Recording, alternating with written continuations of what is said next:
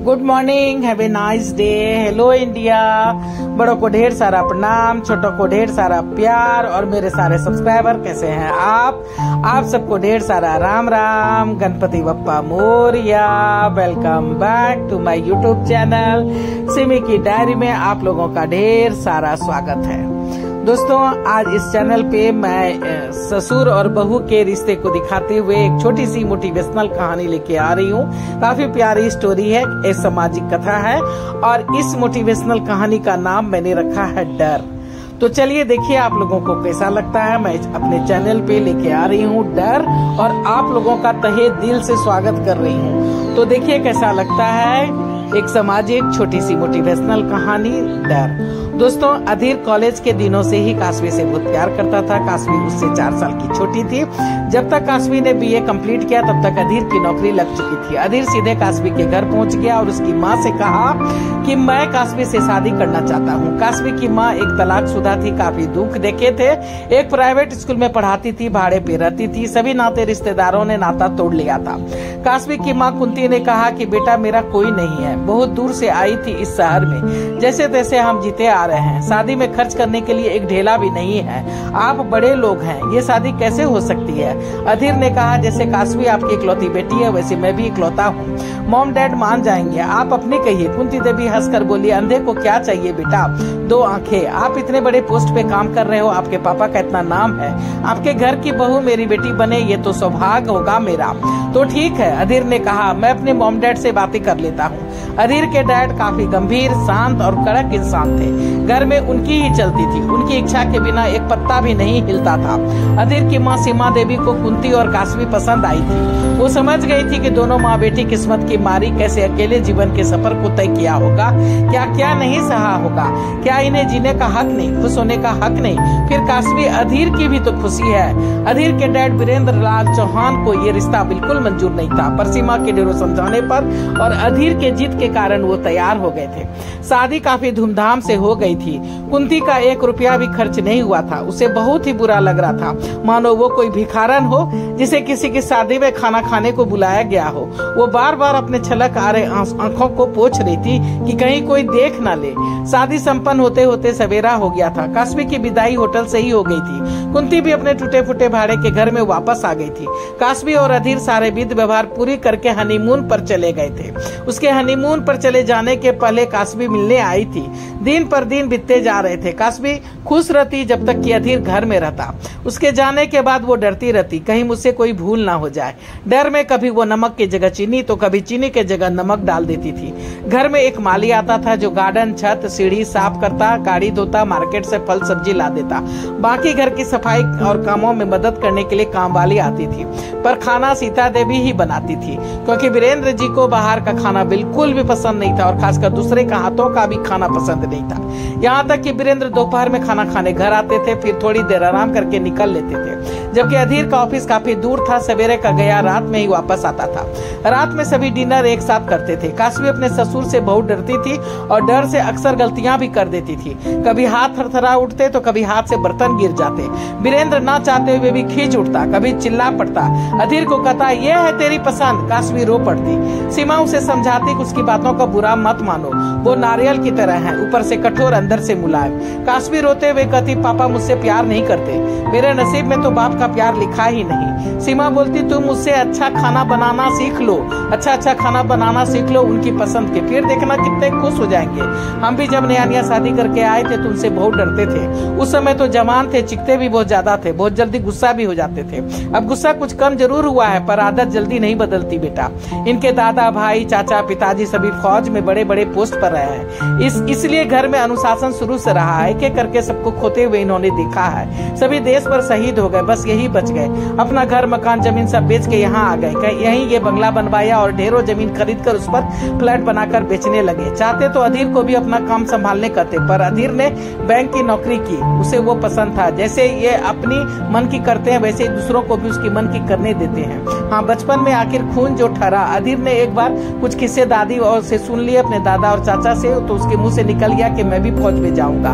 वो सुन करके इन्होंने काफी पिटाई कर दी, रोए, चीखे, चिल्लाए और फिर अपनी माँ से कहा कि मैं जिंदा हूँ तो तुम्हें अच्छा नहीं लग रहा है। उस दिन पहली बार उनकी आंखों में आंसू देखे थे। दरअसल उन्हें अपने अपनों को खोने का दर्द है और वो दर्द किसी से बांट नहीं पाते, इसलिए चुप रहते हैं ताकि अपने दर्द पे, अपने खींच पर कंट्रोल कर सके। उन्होंने उस वक्त कहा था अधीर से, तू जो चाहेगा करेगा, पर फौज में जाने की बात नहीं करना।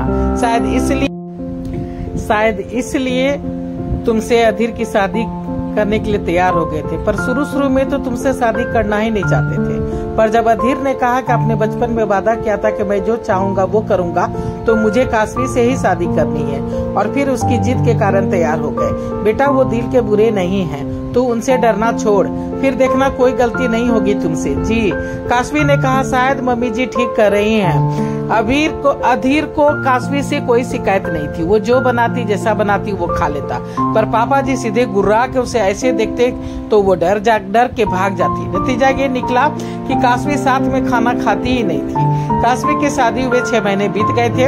इन 6 महीने में वो मात्र 2 बार ही अपनी माँ से मिल पाई थी, वो भी तब जब अधीर के साथ बाहर डिनर के लिए गई थी। अधीर उसकी माँ को भी अपने साथ ले गया था। काशवी को बहुत अच्छा लगा था। कुंती देवी मात्र एक बार ही उसके बंगलों पे आई थी, वो भी उसके पग फेरे के लिए, क्योंकि घर में तो उसकी माँ के सिवा कोई और था ही नहीं। देखते देखते 1 महीने और बीत गए थे। एक दिन सास को रोते देखकर काशवी चौंक गई। क्या हुआ मम्मी जी? कुछ नहीं बेटा, सीमा ने कुछ भी नहीं बताया। रात में काशवी ने कहा, अजी एक बात कहनी है आपसे। हाँ कहो। आज मम्मी जी रो रही थी। अधीर ने कहा कि हाँ मुझे पता है कि मम्मी क्यों रो रही होगी। क्यों?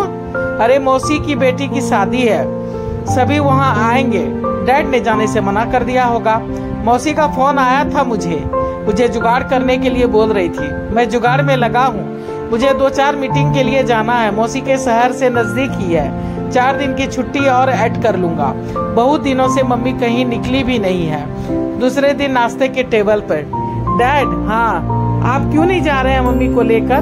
मुझे फुर्सत नहीं है, काम खत्म कर फ्लैट को हैंड ओवर करना है। कुछ नई जमीनों की रजिस्ट्री डेट भी है, मैं नहीं जा सकूंगा। आपको याद है आप मॉम को लेके कब बाहर गए थे? सवेरे सवेरे मेरा मूड मत खराब करो। तुम लोग देखो कि क्या करना है, मुझे चैन से खाने दो। मुझे बाहर का खाना हजम नहीं होता। डैड मैं अच्छे रेस्टोरेंट से बुकिंग कर दूंगा आपके लिए। आप नहीं जाओगे तो कम से कम मॉम को तो जाने दीजिए। वीरेंद्र बिना कुछ कहे ही निकल गया था। सीमा बात को बढ़ाना नहीं चाहती थी, बोली छोड़ ना, तू और काशवी ही हो आओ, सबों से मिलकर इसे अच्छा लगेगा। पर माँ आपका जाना ज्यादा जरूरी है, सबों से भेंट हो जाएगी, थोड़ा सा चेंज हो जाएगा। आप ही हो आओ। पर तुम्हारे ससुर जी का खाना नाश्ता, उनकी तबीयत खराब हो जाएगी। किसी और के हाथ का खाना भी नहीं खाएंगे, खाते भी नहीं है। पिछली बार ड्राइवर मोहन और उसका बेटा मुरली को रख के गए थे, कैसा हंगामा हुआ था अधीर, याद है ना? दोनों को नौकरी से निकाल दिया था उन्होंने। तबीयत जो खराब हुई थी सो अलग। ना बाबा ना, मैं कोई रिस्क नहीं ले सकती। जिसे मुझसे मिलना होता है यहीं आ जाता है। अच्छी तरह से जानता है जो तेरे बाप को। तू रहने दे, तुम दोनों ही हो आओ। नहीं मम्मी, आप और ये हो आइए। इन्होंने कुछ जुगाड़ भी किया है छुट्टी का, फिर इनकी मीटिंग भी है। वो सब तो ठीक है, पर तुम इतना डरती हो डैड से, कैसे मैनेज करोगी? तू रहने दे बाबा, पता नहीं क्या तोड़ेगी क्या फोड़ेगी, और भगवान ना करे उन्हें गुस्सा आ गया तो तेरी खैर नहीं। आप दोनों जाइए, मुझे अच्छा मौका मिला है, काशवी ने कहा, डैड को जानने का और अपने डर पे काबू पाने का। मैं नहीं डरूंगी, अच्छे से उनका ख्याल रखूंगी। अधीर ने कहा, आर यू श्योर? सोच लो, बाद में मत रोना। नहीं रोऊंगी, मैं एक अच्छी बहू बन के दिखाऊंगी। चलो मॉम तैयारी कर लो, तुम्हारी बहू ने बिगुल फूंक दिया है। मैं फटाफट आने जाने का बुकिंग कर लेता हूँ। सीमा ने कहा, सोच ले बेटा, 10 दिन के पहले वो लोग मुझे आने नहीं देंगे। 12 दिन रह के आओ मॉम, कोई दिक्कत नहीं है। आप 12 दिन रहोगी मॉम, मैं वहीं से बैठकर ऑफिस का काम निपटा लूंगा। मौसी मुझे स्पेशल कमरा देती है हर बार की तरह। हर बार कोई दिक्कत नहीं होती। हाँ वो इसलिए कि तू भी कभी कभी बाप की तरह मुंह फुला के जो बैठ जाता है। तीनों हंस पड़े। वीरेंद्र चाहते तो नहीं थे पर क्या करते, बोले ठीक है जाओ। काशवी कमर कस के तैयार हो गई थी।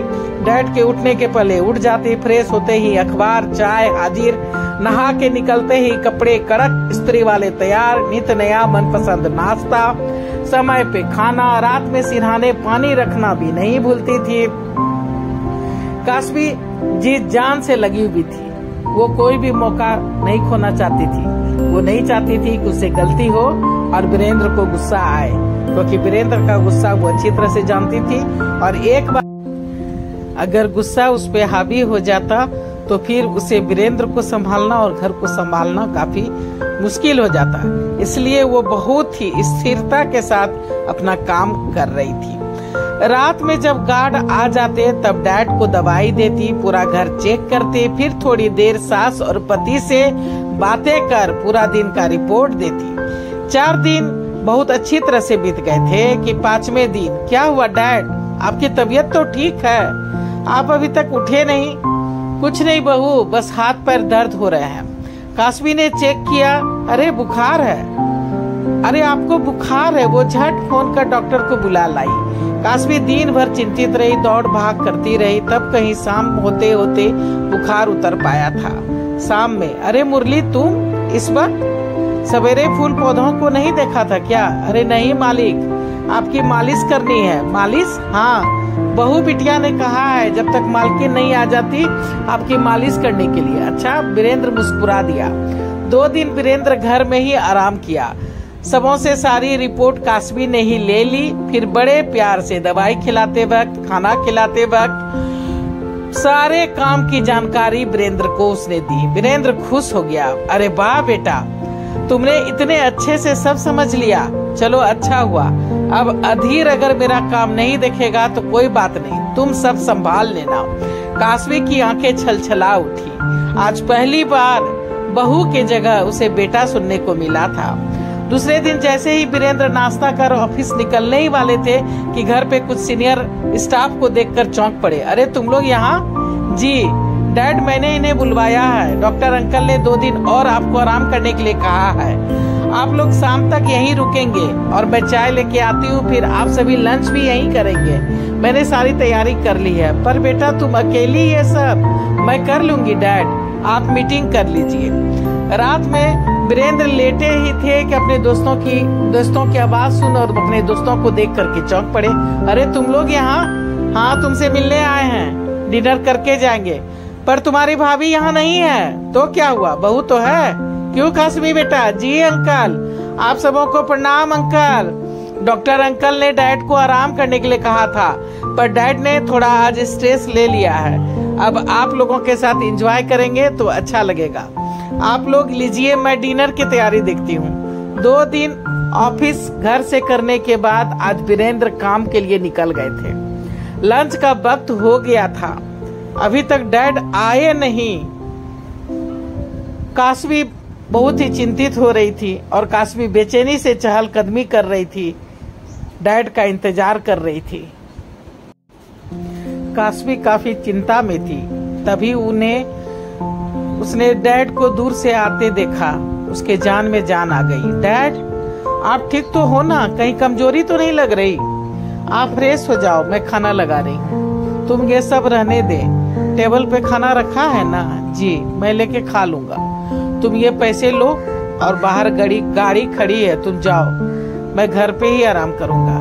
पैसे? गाड़ी मतलब? तुम जाओ, सोहन समझा देगा। जी?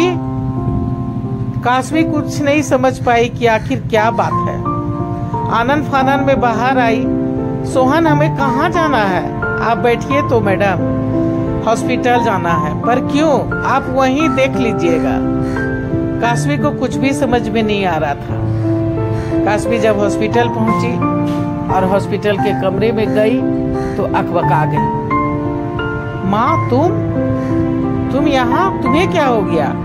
रो मत पगली, आज वीरेंद्र जी समय पे नहीं आते तो मैं रास्ते में ही मर गई होती। क्या?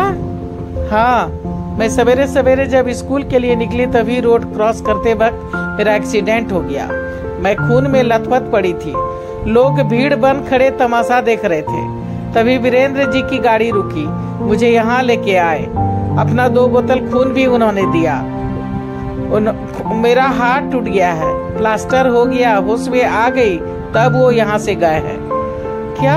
इसका मतलब डैड आज ऑफिस गए ही नहीं और मुझे किसी ने फोन करके बताया भी नहीं। माँ, डैड की तबीयत भी खराब थी, फिर भी उन्होंने खून दिया। तभी कह रहे थे कि कमजोरी लग रही है, कमजोर लग रहे थे, और मुझसे कहा कि मैं घर में ही आराम करूंगा। काशवी सिसक पड़ी। देखा माँ, डैड कितने अच्छे हैं और हम उनसे डरते थे। हाँ बेटा, तुम क्या, मैं भी डरती थी। दोनों माँ बेटी रोते रोते हंस पड़ी। थोड़ी देर के बाद फोन बज उठा। डैड। हाँ बेटा, मैं ये बताने के लिए फोन किया था कि मेरी चिंता मत करना, मैंने खाना खा लिया है, दवाई भी ले ली है, मुरली मालिश करने आया है, रात में यहीं रुकेगा, खाना लेट से खाया है, ज्यादा भूख तो लगेगी नहीं, दूध पी लूंगा। समधन कैसी है? हाँ ठीक है। सोहन खाना लेके गया है, खा लेना, रात में वहीं रुकना, दवाई मंगवा लेना। जी डैड। कुछ होगा तो फोन करना। जी। दूसरे दिन। अरे डैड, आप यहाँ क्यों आए? आपने खून दिया है, आपको कमजोरी लग रही होगी। अरे नहीं, मैं ठीक हूँ, नाश्ता भी कर लिया है। क्या? एक बहुत अच्छा देसी रेस्टोरेंट में। क्या? आपने बाहर खाना खाया? पर आपकी तबीयत? अरे कुछ नहीं होगा, तुम लोग भी खा लो और फटाफट तैयार हो जाओ, समधन को डिस्चार्ज मिल जाएगा। थोड़ी देर में सभी नाश्ता पानी करके तैयार हो गए थे और काशवी की मम्मी को हॉस्पिटल से डिस्चार्ज मिल गया था। वो लोग हॉस्पिटल से निकल गए थे। अरे ये कहाँ ले आए मुझे? मेरा हाथ टूटा है, पैर नहीं, मैं ठीक हूँ, अपना ध्यान रख सकती हूँ, मुझे यहाँ क्यों ले आए? ये आपका घर नहीं है क्या मम्मी जी? अरे आप लोग कब आए? रात में ही। अच्छा, काशवी चहकते हुए बोली।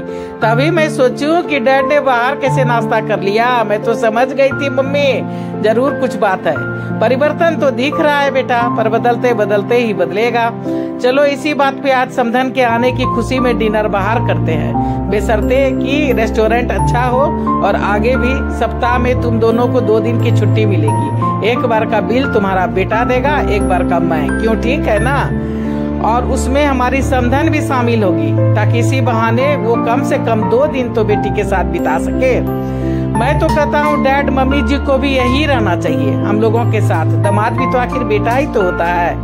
नहीं नहीं, अरे 2-4 दिन ठीक है, पर ऐसे नहीं, अभी हाथ पर सलामत है बेटा, बात की बाद में सोचेंगे। वो बात कभी नहीं आएगा। क्यों कुंती जी? ठीक कर रहा हूँ ना मैं मतलब क्या है डैड आपका? तुम्हें याद है मैंने पहले शादी के लिए मना कर दिया था, फिर तैयार क्यों हो गया? क्यों? क्योंकि कुंती जी एक नामी जामी फैमिली से बिलोंग करती हैं, अपने मर्जी से शादी की थी, कितने मार खाए, कष्ट काटे। इनका पति इनसे प्यार नहीं करता था, बल्कि लोभ में इनसे शादी किया था कि कुछ दिन के बाद जब सब ठीक हो जाएगा तो ये ढेरों पैसे मायके से लाएगी, ऐसे से जिएंगे। पर इन्होंने कहा कि एक ढेला भी नहीं लाऊंगी, ना ही जाऊंगी। फिर शुरू हो गई उनकी कहर, और जब बर्दाश्त नहीं हुआ तब इन्होंने तलाक ले लिया और उसने तलाक दे दिया और ये यहाँ आ गई। आगे इतने कष्ट सही, पर बाप के घर नहीं गई। इनकी यही बातें मैं छू गई और मैं शादी के लिए तैयार हो गया। आप चिंता ना करें कुंती जी, ठीक हो जाइए फिर चले जाइएगा। मैं ना ही आपको जिंदगी भर यहाँ रहने कहूंगा और ना ही फ्लैट ही दूंगा अलग से रहने के लिए, क्योंकि मैं आपका सम्मान कम नहीं करना चाहता। दोनों माँ बेटी सिसक पड़ी। आप बहुत अच्छे हैं डैड, मैं बेकार में आपसे डरती थी। तो अब डर खत्म हो गया? अधीर ने हंस के कहा। नहीं, मैं अब भी डरती हूँ डैड से, और हर किसी को डरना चाहिए अपने बड़े बुजुर्गों से। दरअसल वो डर नहीं होता, एक लिहाज होता है, एक आंखों में शर्म होती है, जिसमें बुजुर्गों के प्रति अपना समर्पण होता है, दिल में ढेरों प्यार और इज्जत होता है। सभी हंस पड़े, सही पकड़े हैं, सभी एक साथ चिल्ला पड़े। तो देखिए दोस्तों, कैसी लगती है मेरी ये छोटी सी मोटिवेशनल कहानी डर। तो देखिए दोस्तों, कैसी लगती है मेरी ये छोटी सी कहानी डर। अगर पहली बार मेरे चैनल पे आए हैं तो थोड़ा सा मुझे सपोर्ट कर दीजिए। सपोर्ट करने के लिए सब्सक्राइब कीजिए, लाइक कीजिए, शेयर कीजिए, कमेंट्स कीजिए और बेल का बटन जरूर दबाइएगा, ताकि जब जब मैं वीडियो डालूंगी तो आप लोगों को नोटिफिकेशन मिल सके। अब मैं अपनी वाणी को यहीं पे विराम देना चाहती हूँ। जय भोलेनाथ, हर हर महादेव। और आप लोगों का ढेर सारा थैंक्स मेरे वीडियो को शुरू से अंत तक देखने के लिए। Thanks for everything, thanks for watching my video, thank you.